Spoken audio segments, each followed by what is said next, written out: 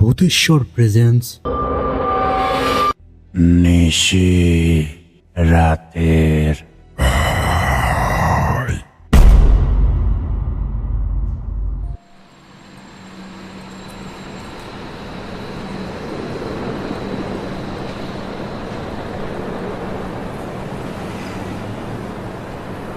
সন্ধ্যার পর বৃষ্টি থামতেই রাস্তায় সে বিমল।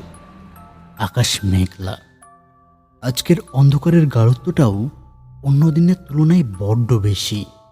আজ এক সপ্তাহ হলো বিমল বাগদাই তার পিসির বাড়িতে বেড়াতে এসেছিল, কিন্তু আজ সন্ধ্যার পরপরই তার বাড়ি থেকে জরুরি ফোন আসায় আজকেই বাড়িতে ফিরতে হবে।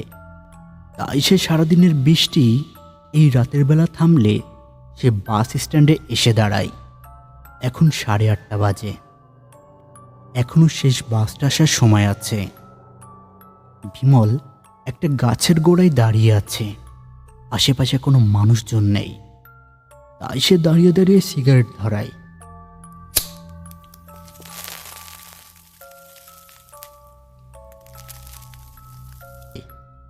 আশেপাশে তাকিয়ে কাউকে খোঁজার চেষ্টা করে, কিন্তু কাউকে দেখতে পারে না। তার এই 25 বছর জীবনে সেখানে বহুবার এসেছে। সামনে যে বড় বটগাছ আছে সেটাও সে অনেক আগে থেকেই দেখেছে। তবে আজ বৃষ্টি হয়ে সারা বাজার যেন মরুভূমির মতো নিশ্চুপ হয়ে গিয়েছে। দোকানপাট বন্ধ, কোনো মানুষজনও নেই। এমনকি রাস্তায় কোনো গাড়ি ঘোড়া নেই। শুধুমাত্র মাঝে মাঝে একটা দুটো মাল বোঝাই করা লরি রাস্তা দিয়ে যাওয়া আসা করছে। বিমল একাই দাঁড়িয়ে সিগারেট টানছে।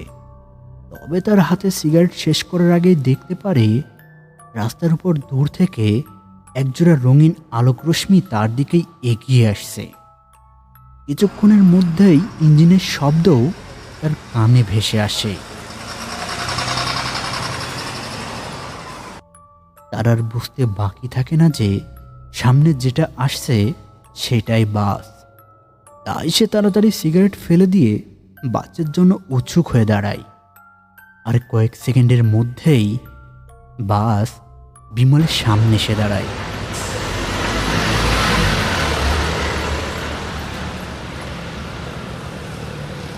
কন্ডাক্টরের কণ্ঠস্বর তার কানে যাওয়ার আগেই সে বাসে উঠে পড়ে। সামনে তাকিয়ে দেখে সামনের সিটগুলো যাত্রীতে ভরা। তবে সে যে বাসে উঠেছে সেটা যেন কেউ খেয়ালই করেনি।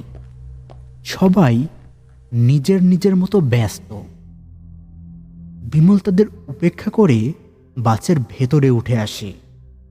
বাসের পেছনে তাকিয়ে দেখে সেখানে পুরো সিটটাই খালি পড়ে আছে। তাই সে তখনই পেছনের সিটে গিয়ে বসে পড়ে। তবে সে ভাবতে পারেনি এই 9টার সময়ও বাসের মধ্যে এত যাত্রী হবে। বিমল আর বেশি মাথা ঘামায় না। সে বাসের জানালা দিয়ে বাইরের অন্ধকারের প্রকৃতি দেখতে থাকে। রাতের অন্ধকার, গাছপালা, বাড়িঘর সব কিছু যেন মরীচিকার মতো পার হয়ে যাচ্ছে। তবে তার মনটা ভালো লাগছে। তার জানালার ধারে এই প্রকৃতি বড্ড ভালো লাগে। আর তাই সে বাইরের দিকে তাকিয়ে আছে। কিছু সময় অতিবাহিত হতেই হঠাৎ করে বিমল অনুভব করে তার খুব ঠান্ডা লাগতে শুরু করেছে। মনে হচ্ছে সে বরফের ঘরে প্রবেশ করেছে। তার আরও একটা ব্যাপার মনে হচ্ছে, কেউ যেন তার ঘাড়ের কাছে ঠান্ডা নিঃশ্বাস ফেলছে। কথাটি ভাবা মাত্রই তখন সে পেছনে ফিরে তাকায়, কিন্তু পেছনে তো কিছুই নেই।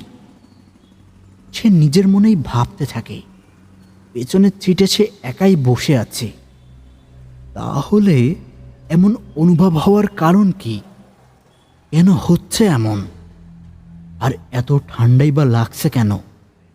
কথাটা ভাবতে ভাবতে হঠাৎ করে তার চোখ যায় সামনের সিটের দিকে। আর চোখ যেতেই সে বড্ড অবাক হয়ে যায়। নিজের চোখকে বিশ্বাস করাতে পারছে না। তার বুকের মধ্যে ঠান্ডা স্রোত বয়ে যায়। কোনো অজানা ভয়ে আতঙ্কে সে দরদর করে ঘামতে থাকে। তবুও সামনে একদৃষ্টে তাকিয়ে আছে। সে বাসে ওঠার সময় দেখেছিল বাসের মধ্যে অনেক যাত্রী, সামনের একটা সিটও ফাঁকা নেই। কিন্তু এখন সেখানে ফাঁকা কেন? সিটে তো একটা যাত্রীও নেই, সব সিট ফাঁকা। এইসব কি হচ্ছে, আর কেনই বা হচ্ছে? সে কোনো কিছু বুঝতে পারছে না। আর এটাও বুঝতে পারছে না চোখের পলকে ওই যাত্রীগুলো গেল কোথায়।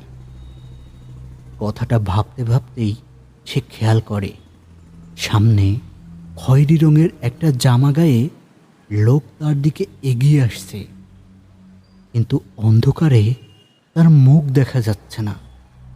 তবে তার কাঁধে ছোট্ট একটা ব্যাগ, হাতে কয়েকটা টাকার নোট। অদ্ভুতভাবে হাঁটতে হাঁটতে সামনের দিকে এগিয়ে আসছে।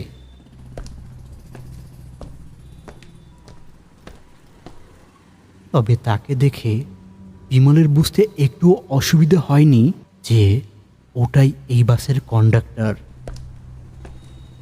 কন্ডাক্টর হাঁটতে হাঁটতে বিমলের একদম সামনে চলে আসে। তারপর অদ্ভুত কণ্ঠে সে বলল, বাবু, ভাড়া দিন। গলার কণ্ঠস্বরটা বিমলের কানে যেতেই তার মেরুদণ্ড দিয়ে ঠান্ডা স্রোত বয়ে যায়। সে জীবনে এমন অদ্ভুত ভয়ঙ্কর কণ্ঠস্বর শোনেনি। তার কণ্ঠস্বর শুনে মনে হলো লোকটা অনেক দূর থেকে কথা বলছে, যেন সে পাতালের অন্ধকারে লুকিয়ে আছে। কণ্ঠস্বরটা শুনে অদ্ভুত একটা শিশিরানি খেলে যায় বিমলের সারা শরীরে। সাথে কৌতূহলও জাগে, বোঝার চেষ্টা করে এমন কণ্ঠস্বর কারোর হতে পারে, আর বাসের যাত্রীরাই বা কোথায় গিয়েছে।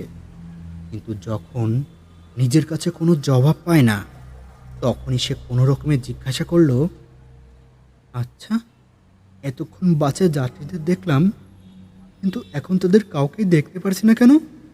সবাই গেল কোথায় বলতে পারেন? বিমলের কথা শুনে লোকটা অদ্ভুতভাবে হেসে ওঠে। হাসতে হাসতে বলল,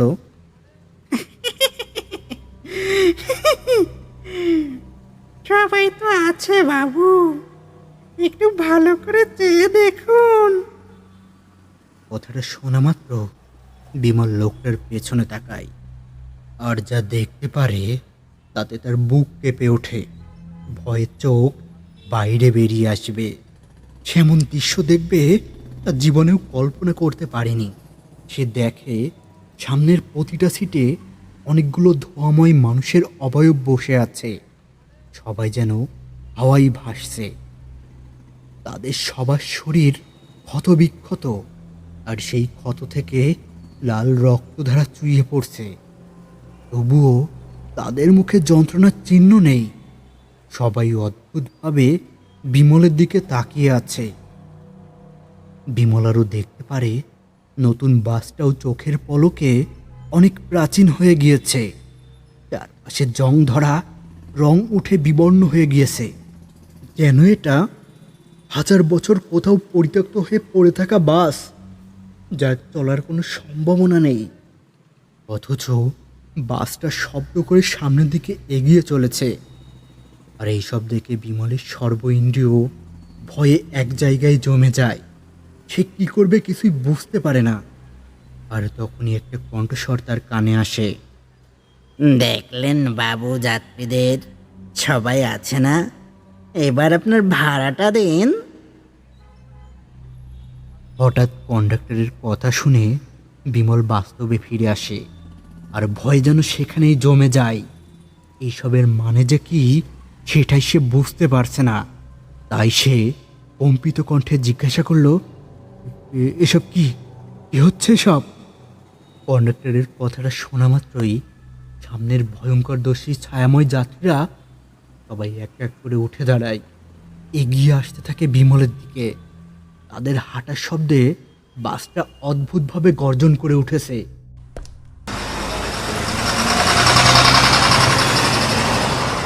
যেন এখনই সব কিছু ধ্বংস করে দেবে। তবে বিমল বুঝতে পারছে না সে এখান থেকে রক্ষা পাবে কিভাবে। এই বিভীষিকারা কি তার জীবন নেবে? এইসব কথা সে ভাবতে থাকে। আর তখনই সামনে দাঁড়িয়ে থাকা কন্ডাক্টর হাসতে হাসতে বলে উঠল, বাবু ভাড়াটা দিন। বিমল কিছু বলতে যাবে, আর তখনই একজোড়া লোমশ হাত এসে তার গলা টিপে ধরে।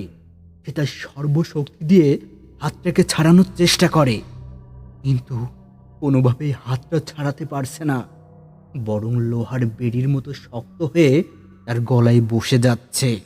আর তখনই কোথা থেকে একগুচ্ছ মৃদু আলো কন্ডাক্টরের মুখে এসে পড়ে। আর তখনই বিমল যা দেখতে পারে তা সে যেন নিজের চোখে বিশ্বাস করাতে পারছে না। তার জীবনে এর থেকে ভয়ঙ্কর কোনো বস্তু সে আর দেখেনি। সে দেখে কন্ডাক্টরের মুখে কোনো মাংস নেই, আর বেরিয়ে আছে চোখের স্থানে ভয়ঙ্কর দুটো আগুন জ্বলছে। মুখ দিয়ে একগুচ্ছ দাঁতরাশি বাইরে বেরিয়ে আছে, যেন এখনই সে বিমলের উপর ঝাঁপিয়ে পড়বে, তার শরীরের সমস্ত শক্তি শোষণ করে নেবে।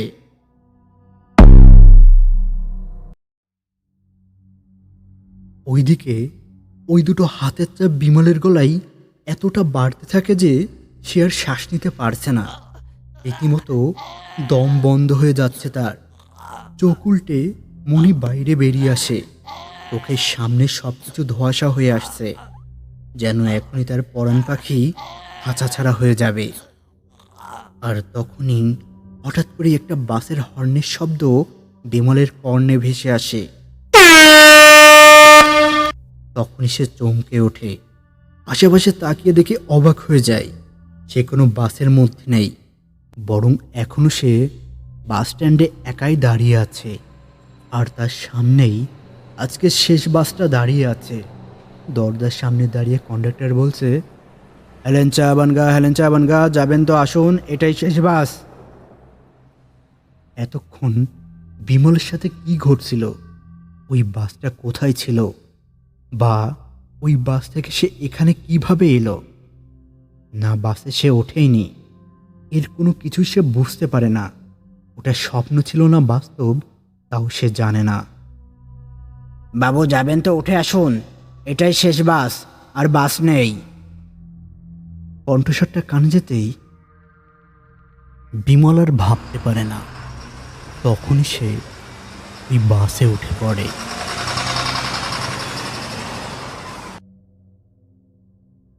শুনলেন নিশি রাতের